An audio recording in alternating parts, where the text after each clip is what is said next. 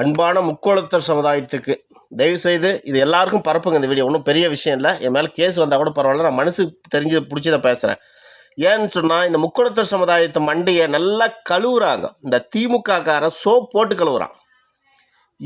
இனிக்க பேசி பேசி பேசி இந்த பசங்களை உசுப்பேற்றி ஏதோ ஒரு கெட்டத்துக்கு கொண்டு போகிறாங்களான்னு தோணுது.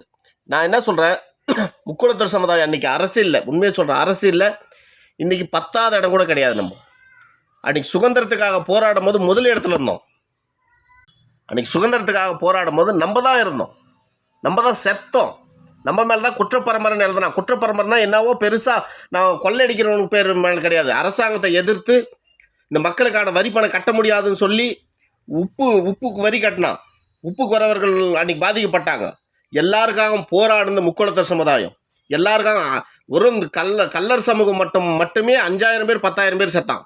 இன்றைக்கி கல்லர் சமூகம் மிக குறைந்தபட்சம் அந்த முக்கோளத்தர் சமுதாயத்தில் இருக்கிறதுக்கு காரணம், அன்றைக்கி போராட்டத்தில் செத்து போனானுங்க. சுதந்திர போராட்டத்தில் அந்த ஜனம் பூரா இந்த அன்றைக்கி முக்கோளத்தர் சமுதாயம் வன்னியர் சமூகம் மாதிரி இருந்திருக்கும். இதெல்லாம் யாருக்குன்னா தெரியுமா? இன்றைக்கி நம்ம என்ன பண்ணுறோம், போயிட்டு சீமானு கூட சண்டை போடுறோம். நம்ம சுதந்திரத்துக்காக போராடி இருந்தோம், இந்த நாட்டுக்காக போராடினோம், நல்லது செஞ்சோம், கல்யாணம் பண்ணிக்காத வாழ்ந்தோம். பசும்பொன் முத்துராமலிங்க தேவர் எவ்வளோ பெரிய ஆள் இல்லை, அவர் சொல்லிகிட்டே போகலாம். சுதந்திரத்துக்காக போராடினவங்கள ஒரு இல்லை 1000 பேரை காட்ட முடியும். எந்த சமூகம் அப்படி காட்ட முடியாது. நான் தமிழ்நாட்டில் தமிழ் பேசக்கூடிய மொழியும் பேசக்கூடிய யாரும் காட்ட முடியாது. அவ்வளோ ஜனங்கள் போராடிருக்காங்க, காட்ட முடியும்.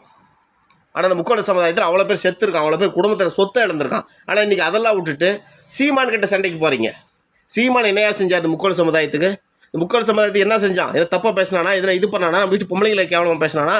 அந்த மனுஷன் நல்லது பேசினுக்கிற ஒரே ஒரு மனுஷனை போய் அவங்களோட திமுக மோத விடுது. நம்மளை சுதந்திரத்துக்காக போராடி இந்த மக்களை எடுத்துகிட்டு போய் சீமான் கிட்ட மோத விடுது, அரசியலில் மோத விடுது. சீமான் அவர் ஒரு நல்ல அரசியலை பேசக்கூடிய ஆள், இலங்கை தமிழருக்காக பேசக்கூடியவர், தமிழ்நாட்டு தமிழருக்காக பேசக்கூடியவர், நாளைக்கு நீ என்னவா இருக்கணும்னு பேசக்கூடியவர். சீமான் ஜெயிச்சா அது முக்கோளத்தர் சமுதாயம் ஜெயிச்ச மாதிரி. நீ நல்ல விஷயம் தானே நினைக்கிற, நீ நல்லது நினைக்கும் தானே போராடுற, அப்போ நீ ஜெயிச்ச மாதிரி. அது இந்த பைத்தியக்காரனுங்க வெள்ளாளர் முன்னேற்ற கழகம்னு சொல்லி எடுத்துன்னு போய் போஸ்ட் ஓட்டுறான். பைத்தியக்காரன், அவனுக்கு அறிவு இருக்கா?